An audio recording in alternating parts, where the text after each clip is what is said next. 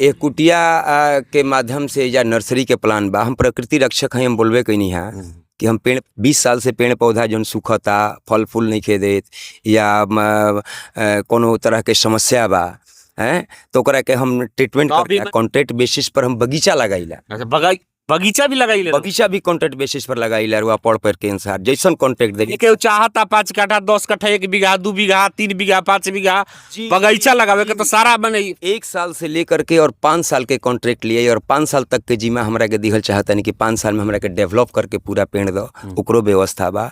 1 साल तक देखभाल करो, ओकरो व्यवस्था बा। और वह पेड़ चाहिए तो पेड़ के भी व्यवस्था बाटे।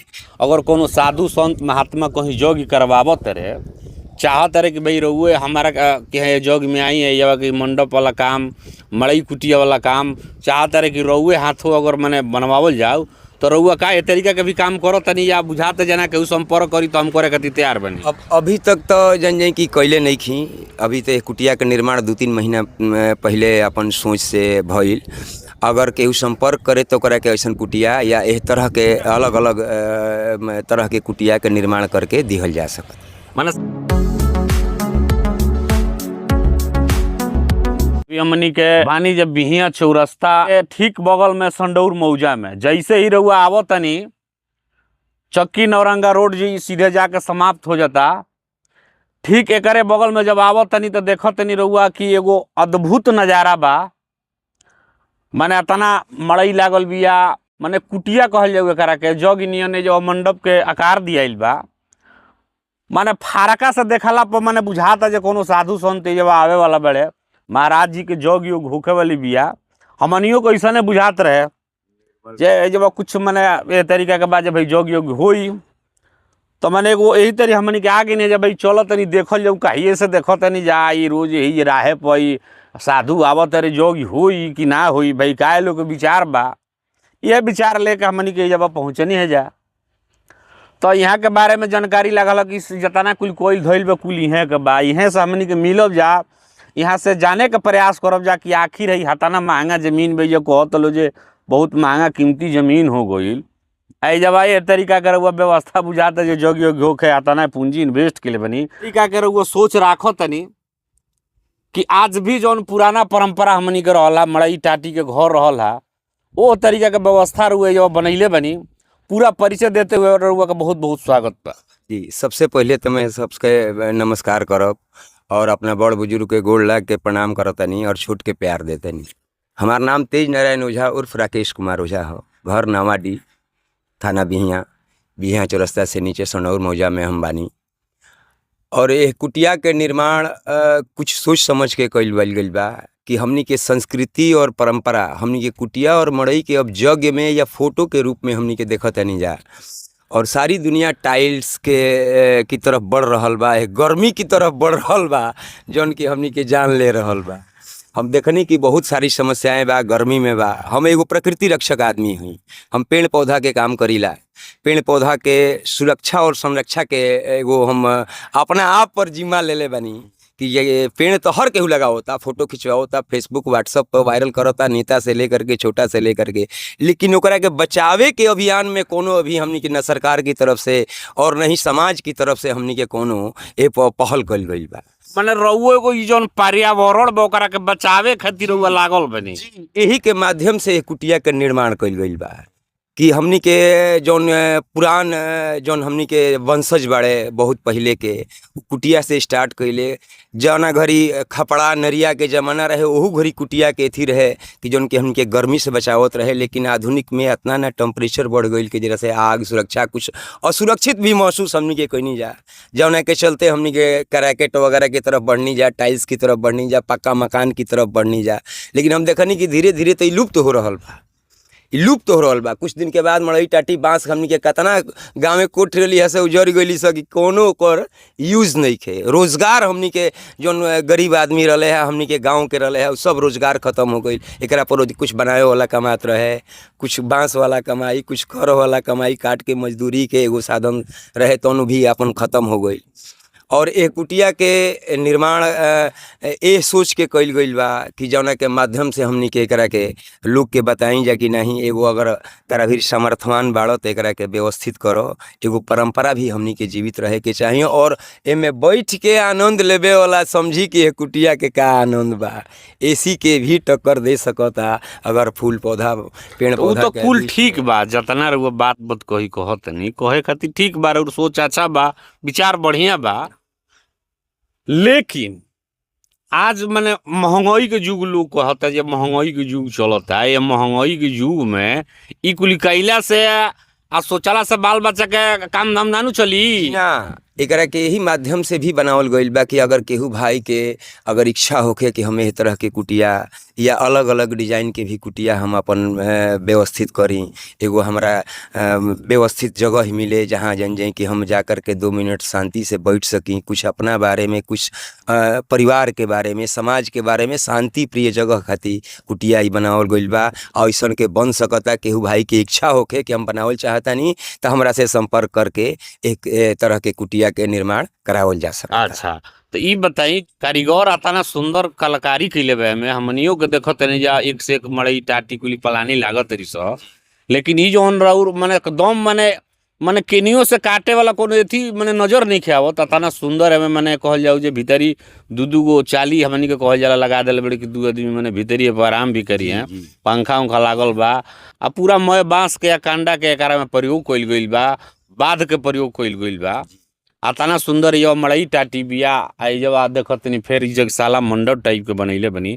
तो ई कहाँ से अरेंज कईनी, रउआ खुद कईनी या कारीगर बोला के कईनी, कब से मने ए चीज के कईनी रउआ मन में? हम दियरा क्षेत्र के जवनिया नौरंगा के ओह पार से कुछ कारीगर ले आइनी, लक्ष्मण जी रहन, नंद जी रहन, जो मुख्य कलाकार रहन जौन की मड़ई के निर्माण कैले।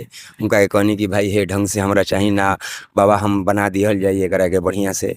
और अपने रह के कुछ हमार दोस्त मित्र अपन बाड़े जौन कि हमरा साथे रहत रहे है, कुल लोग के सहयोग से अपन भाई कुछ लोग अपन बतावल गइल, सजेशन देत गइल, ओकरा हिसाब से ही कुटिया के निर्माण कइल गइल। ऐसे कि देखी जौन रूपरेखा देले बनी रउआ ऐसन जग में ही देखे में नजर आवता। तो कहे के बा बहुत सारा साधु संत लोग के घरी जग होता, अगर कोनो साधु संत महात्मा कहीं जग करवावत रहे, चाहत रहे कि भाई रउए हमारा के जग में आई है या कि मंडप वाला काम, मड़ई कुटिया वाला काम चाहत रहे कि रउए हाथों अगर मने बनवावल जाओ तो रउआ का ए तरीका के भी काम करो तनी या बुझाते जना केहू संपर्क करी तो हम करे खातिर तैयार बनी? अब अभी तक तो जन जाए कि कैले नहीं खी, अभी तो कुटिया के निर्माण 2-3 महीना पहले अपन सोच से भइल।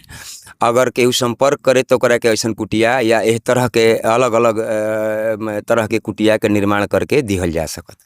माने सारा रउआ अरेंजमेंट कर दी? जी जी जी जी, लेबर से जोन बाटे या कॉस्ट तक जितना भी बा अरेंजमेंट हम लोग के कंप्लीट करके दियाई और बढ़िया से ऐसे जैसन रुआ सोचल चाहतनी वो कल्पना हमरा के दीप ओकरा के साँच करके कुटिया के रूप में हम देखा सकते। तो अभी मान ली कि चली जो हमनी के भोजपुर जिला में बैठल बनी जा तो ये राउर सेवा भोजपुर जिला में इस दिया या ना बाहरियो दिया? ना बहरियो दिया सकता जी, हर जगह अगर कहीं भी भोजपुर डिस्ट्रिक्ट के अंदर या बिहार के अंदर या कहीं भी अगर इस तरह के व्यवस्था रही तो ओकरा के अरेंजमेंट कइल जा सकता। अब मान ली कि ओकरा में खर्चा कतना ही अब ओकरा एथी के हिसाब से? जी जी, एगो हे कुटिया के लेके मान चली तो लगभग 2 लाख रुपया है कुटिया में व्यवस्थित लागी ऐसन कुटिया के। माने अभी जौन हमनी हाँ, के खा रहल बनी हाँ, जे सैंपल अब रुआ प्लान कैसन बोले बनी, कितना एरिया में रुआ बनावल चाहतनी, कैसन डिजाइन कइल चाहतनी, कौना माध्यम से कहल चाहतनी, ओकरा माध्यम से ओकरा में इन्वेस्टमेंट राउर हुई। हाँ तो 2 लाख रुपया महंगा नहीं हो जी? जी, तो अरेंजमेंट भी बा, एमे पेंट बा, सब कारीगर बा, मजदूरी बाटे, सबसे ज्यादा तो एमे मजदूरी बाटे। एमे फिनिशिंग देखत तनी रुआ कैसे भइल बा, तो हर एक फिनिशिंग के साथ तो मजदूरी टाइम किल होइबे करी। और 8 घंटा के मजदूरी बा तो हम 24 घंटा तो 8 घंटा के पेमेंट में नहीं करा सको, तो मजदूरी के कॉस्ट बाटे। माने क्वालिटी रहुआ क्वालिटी हम देब रुआ के, बिल्कुल क्वालिटी देब, ऐसन क्वालिटी देब कि रुआ बैठब तो महसूस करब ना तो सैंपल के रूप में आ करके एजा देख सकत नहीं। तो अभी तक ई का सोच के कि भाई ए जगह ए तरीका के तो बना देनी, अब ए जगह के आगे अब डेवलप के का इहे रही या ना बुझात जे एकरा में आगे भी अब ए जगह कोनो तरीका के आगे एकरा के लेके चले के? जी, एक कुटिया के माध्यम से या नर्सरी के प्लान बा। हम प्रकृति रक्षक हैं, हम बोलबे कहीं है कि हम पेड़ पौधा के सुरक्षा और संरक्षा करीला और पूरा भोजपुर डिस्ट्रिक्ट में आज 20 साल से हम कार्यरत बानी है क्षेत्र में। 20 साल से पेड़ पौधा जौन सूखता, फल फूल नहीं खे देत या कोनो तरह के समस्या बा हैं, तो ओकरा के हम ट्रीटमेंट तो अभी मैंने रहुआ जानी गाँव गई ने कि अब मैंने कैसे करे? जी जी जा करके हम करीला, फोन के माध्यम से करीला और मैं लोग संपर्क करेला। कॉन्ट्रैक्ट बेसिस पर हम बगीचा लगाईला। अच्छा, बगीचा भी लगाई ले? बगीचा भी कॉन्ट्रैक्ट बेसिस पर लगाईला। रुआ पड़ पर के अनुसार जैसन कॉन्ट्रैक्ट दे केहू चाहता 5 कट्ठा 10 कट्ठा 1 बीघा 2 बीघा 3 बीघा 5 बीघा जी, बगीचा लगावे के तो सारा बने। 1 साल से लेकर के और 5 साल के कॉन्ट्रैक्ट लिए और 5 साल तक के जिम्मा हमरा के दिखल चाहता नहीं कि 5 साल में हमरा के डेवलप करके पूरा पेड़ दो, ओकरो व्यवस्था बा। 1 साल तक देखभाल करो, ओकरो व्यवस्था बा। रुआ पेड़ चाही तो पेड़ के भी व्यवस्था बाटे। रुआ चाहता नहीं कि ना हमरा के लगा के दे दो, हमरा साल भर के कॉन्ट्रैक्ट नहीं के दे, काहे कि एक्सपेंस लगेला, खर्चा लगेला। हर आदमी के हमने के किसाने पेड़ लगाई, इंजीनियर डॉक्टर तो पेड़ लगाई ना, ओकरा अपना काम से फुर्सत नहीं के शहर में रहता। तो हर तरह के व्यवस्था बा और किसान के कुछ हम सोचले बानी कि किसान के कैसे आमदनी बढ़ावल जाई, कैसे का कइल जाई। ओकरा के पेड़ उत्पादन से हमनी के यहाँ एगो आम के वेराइटी भी है दुधिया लंगड़ा, जौन कि हमनी के मिट्टी में, भोजपुर डिस्ट्रिक्ट के मिट्टी में बहुत अच्छा उत्पादन और बहुत अच्छा ओकर डेवलपमेंट होता। दुधिया लंगड़ा के? दुधिया लंगड़ा के हमारे एक्सपेरिमेंट कइल बा, कई जगह हम अपन पेड़ लगौले बनी ओकरा के और बढ़िया उत्पादन होता। हमार भविष्य के यह ख्वाब बा कि दुधिया लंगड़ा भोजपुर डिस्ट्रिक्ट के हैशटैग ला करके बेचे आए। माने ई होके के भाई भोजपुर के अगर दुधिया लंगड़ा आते बा, हम चाहत नहीं कि पूरा भोजपुर में दुधिया लंगड़ा लगावल जाओ, जहाँ भी लगावल जाओ। यही से हम लागल बनी। देखिए ये चीज पर कहब तो बहुत एगो बड़ सवाल निकल के आवेला। हमनी के गामा गाई जानी जा तो बहुत सारा गांव में किसान लोग से भी हमनी के मिलना जुलना होला, तो लोग के ये का नाम रहेला जे हमनी के तो जो नर्सरी वाला बाड़े उ आम तो दे देते रहे दुधिया लंगड़ा कह के, लेकिन जब उ फरता तो 100% खारा नहीं खे उतरत। तो ई कहाँ कमी मानत नहीं? अरे वो कहते नहीं जे टैग लगावत नहीं दुधिया लंगड़ा के। ई कमी बिजनेस में बा, जौन रुआ कहतनी उ बिजनेसमैन करेला। हमहू बिजनेसमैन हई, ठीक नु, कारोबार करतनी, हमरो बाल बच्चा बता 2 रुपया चाहिए, लेकिन आज तक 20 साल से हम काम करतनी। जौन पेड़ हम जेकरा के देनी, जौन कह के देनी, उहे निकलल। कहें कि हम खरीद, हाँ कुछ कॉस्टली हम जरूर ले लाए। जब आप क्वालिटी मेंटेन करते हैं तो आपको कॉस्ट तो जरूर कुछ पे करना पड़ेगा। आप सस्ते के चक्कर में पड़ेंगे तो क्या होगा? यही होगा कि आम आप दुधिया लंगड़ा लेकर के आए और फल गया बीजू। माने तो कहीं ना कहीं सस्ता महंगा के चक्कर के खेल, सस्ता महंगा के चक्कर के खेल बा और क्वालिटी के चक्कर। ये तो हम कोई नहीं रहुआ कि यहाँ नर्सरी में दुधिया लंगड़ा ले आवे खातिर ओकरा के यहाँ दुधिया लंगड़ा का पेड़ नहीं खे, वो कस्टमर भेजी ना, वो दूसरों पेड़ के निकाल के कहे कि ये लंगड़ा में हजारों क्वालिटी बा। कम से कम 500 तो ना, लेकिन 46-47 गो लंगड़ा के ओरिजिनल कार्ड बा। कुछ गलत निकल जाला मुंह से, 45-46 गो लंगड़ा के खाली क्वालिटी बा, अलग अलग डिजाइन के लंगड़ा। ए घड़ी आम के सीजन चलता, जौना हाट बाजार पर चल जाई, ठेला पर दुकान पर आमे सरियावल बा, किस्म किस्म के आम सरियावल बा। तो ई जौन कुछ हमनी के दर्शक के बता दी कि अगर हमनी के जाता नहीं आम के खरीदारी करे खातिर, तो उनमें से हमनी के कौना तरीका के बात के ख्याल रखे के बा, कैसन आम हमनी के खाए के चाहिए जौना से जो हमनी के शरीर के स्वस्थ जौन बा उ बरकरार रहे। एक तो मुरझाइल आम, सड़ल गलल दाग वाला आम ना खाए के चाहिए। आम के क्वालिटी जैसे कि दुधिया लंगड़ा जौन हम कहतनी, ओकरा में इहे खासियत बा कि ओकरा में घुरची ना आवे। अगर पक जाई, जैसे आम में देखलक ठेला पर लागल बा तो कुल घुरची आ गइल बड़े सा, उ आम के यूज ना करे के चाहिए, खाए के नहीं है। स्वास्थ्य खातिर से खरीद के लोग खाता, लेकिन वो क्वालिटी में बेटर ना हो पावेला। जौन आम चमकदार होके, दाग धब्बा से दूर होके और साफ चमकदार होके उहे आम खाए के चाहिए। चमकदार आम खाए के, चमकदार आम खाए के चाहिए, साफ सुथरा। ओकरा में घुरची नहीं के। सवाल हमार बीच में एगो और होता, ई बहुत मने एगो एथी बा कि आम चूस के खाए के चाहिए कि आम काट के खाए के चाहिए? आम के अलग अलग क्वालिटी होला। कुछ आम होला कि चूस के ही खाए के चाहिए, ओकरा के काट के ना खाए के चाहिए। और कुछ आम होला कि ओकरा के काट के ही खाए के चाहिए, चूस के ना खाए के चाहिए। जैसे लंगड़ा आम बा, आप लोग चूस के खा सकतानी, काट के खा सकतानी। दशहरी आम बा, दशहरी में भी 2 क्वालिटी 3 क्वालिटी के आम होला। एगो दशहरी के क्वालिटी होला जना के रुआ काट के खा सकतानी, आ एगो दशहरी के क्वालिटी होला जना के चूस के खा सकतानी रुआ ना। तो दोनों में बेटर कौन बा? माने अगर केहू चॉइस रखता तो चूस के खाए वाला आम सबसे बेटर रहेला। ओकरा अंदर में फाइबर रहेला, रेशा रहेला, उ पाचन क्रिया के सही करेला। और काट के जौन गुद्दा वाला आम होला उ पेट भरे वाला और स्वाद खातिर बा। शरीर के फायदेमंद ज्यादा करे वाला चूस के आम, जौन हमनी के पुराना लागत रहला बीजू आम हमनी के लागत रहला, जौन हमनी के पहले क्षेत्र में बीज से आम, बीजू के आम के मतलब का बा हमनी के कहतनी जौन बीज से उत्पन्न होता, एक घड़ी तो कलमी होता, डाढ़ से डाढ़ बनावल जाता, ओकरा के फेड़ के रूप में इस्तेमाल। तो डाढ़ के एगो औकात कितना हुई, ओकर कैपेसिटी कितना हुई, एगो बीज से कितना, तो ओकरा अंदर बहुत ताकत रहे, आयरन फाइबर जितने भी मिनरल्स है वो सब कुछ ओकरा अंदर में निहित रहला। अब का बा, अब खाली जाइन जाए कि ओकरा के ज़्यादा से बड़ा हमनी के लागल बनी जा साइंटिस्ट रिसर्च करके, या जैसे भी बड़ा करी, ज़्यादा मात्रा में उत्पादन होके, एक एक पेड़ में 10 तरह के वेराइटी होके, प्रकृति से जरूर कुछ हमनी के छेड़छाड़ कर रहल बनी जा, लेकिन चूस के खाए वाला जौन पुरानका हमनी के रहे वो आम के से बेटर आम ना। एगो चीज और एमे से देखिए, हमनी के दियारा भोजपुरी के इहे हमेशा पहल रहेला कि जौन लोग अनजान बा चाहे जानबूझ के भी ओकरा पर केयर नहीं के करत, ध्यान नहीं के देत, ओ तरीका का मसला हमनी के जनता के बीच में लेके आवे के प्रयास करें, या तो जानकारी बढ़े लोगन के कि भाई आम चूस के खाए के चाहिए कि आम काट के खाए के चाहिए। बात ही निकली के आ रहल बिया जे आम चूस के खाए के चाहिए। अब होता का कि अब महंगा सस्ता के बात आवती है। आज के डेट में जब आम के सीजन आवता, हाट बाजार कहीं चल जी, हर जगह आम मिलता, गाँव गाई ठेला से, साइकिल से, मोटरसाइकिल से भी आम पहुंच रहा बा लोगन तक जी।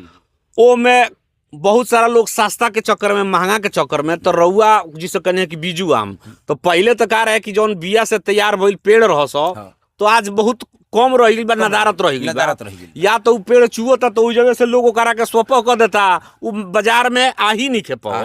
तो ओ स्थिति में आम जनमानस के कौन आम के प्रयोग करे के चाहिए? लंगड़ा आम के रुआ प्रयोग करी। अगर बीजू आम उपलब्ध नहीं हो पाओ, रुआ चूसे वाला आम उपलब्ध नहीं हो पाओ, तो ओकर ऑप्शन ये बा कि लंगड़ा आम रुआ काट के रुआ खाई। लंगड़ा आऊ है, लंगड़ा खातिर लोग कहते हैं सबसे सर्वश्रेष्ठ आम भाई लंगड़ा है। हाँ, सर्वश्रेष्ठ आम है लंगड़ा। जब काट के खाए वाला आम में लंगड़ा आम सबसे सर्वश्रेष्ठ। आ चूस के खाए वाला आम में? चूस के हम उनके देसी वेराइटी बहुत सारी बड़ी सो। हाँ, अगर दशहरी के लोग कहते हैं बीजू नहीं करता, दशहरी चलन में बा, दशहरी चलन में बा, छोटा वाला थोड़ा सा बा, लेकिन वो कम मात्रा में हमनी के यहाँ जान कि मार्केट में उपलब्ध हो पावेला। बड़ा वाला ही दशहरी हमनी के उपलब्ध करावेला। अगर लंगड़ा और दशहरी और बीजू अगर 3 गो आम के अगर अभी ऑप्शन होके, तो हम कुल लोग के ये सलाह देव कि बीजू आम जो पेड़ से करके छोटा छोटा जौन चूसे वाला आम बा, ओकरा के उपयोग कइल जाओ, उ शरीर खातिर ज़्यादा फायदेमंद बा। एकरा ये बात नहीं है कि ये आम फायदेमंद नहीं है, सब आम फायदेमंद बा, लेकिन एकरा से बेटर बा ओमे कुछ व्यवस्था हमनी के शरीर खातिर बहुत बढ़िया रहेला। केमिकल, फाइबर, मिनरल्स बहुत ज़्यादा मात्रा में जौन बीज के पेड़ में पावल जाला। ऐसे ओकरा के हम कहब कि अगर अभी तीनों के ऑप्शन बा तो वह बीज वाला पेड़ के ही इस्तेमाल करी। खाटा मीठा रंग ली, मीठा के फेर में मत। बिल्कुल। अब स्वाद के बाद हमने पर्यावरण के ऊपर जो काम कर खट्टा मीठा होला, और ये सब मीठा होला तो ज्यादा मीठा के चक्कर में नहीं खेले, खट्टा मीठा के चक्कर में रहे के बाद स्वाद भी बरकरार रहे, सेहत भी बरकरार रहे। अब हमनी के पर्यावरण के ऊपर बात करब जा कि स्वाद हो गई।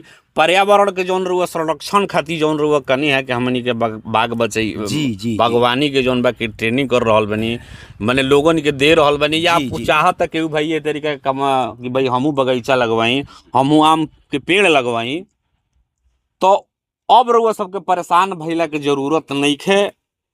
तेज नारायण ओझा जी बानी यहाँ के प्राकृतिक कहल जाऊ जे यहाँ के संरक्षक बनी। आज हमनी की बता दिहल जाओ जे अब हमारा याद आ गई है एगो बात कि एगो गाँव में बैठे रही जाते, एगो काका लगी अले कहले कि बाबू बड़ परेशान हो गई रही है, एगो रहे काम करे अली आंगन आवती है, एक हफ्ता में वो लेकर कहते जी लिपही के परी जानी है जे लिपही के परी, आंगना लिपही के परी। तो अब खीसी जानी है जे टाइल्स लगवा देनी हम जो अब आंगना लिपे के तूले खत्म हो जाई। तो हम कहनी कि आंगना तो लिपे के तूल खत्म हो गई, लेकिन टाइल्स कहेला जो दिन भर में ओकरा के खाली पोछा लगावे के चाहिए, पोछा लगावे के पड़ी न जी। तो मैंने हमनी के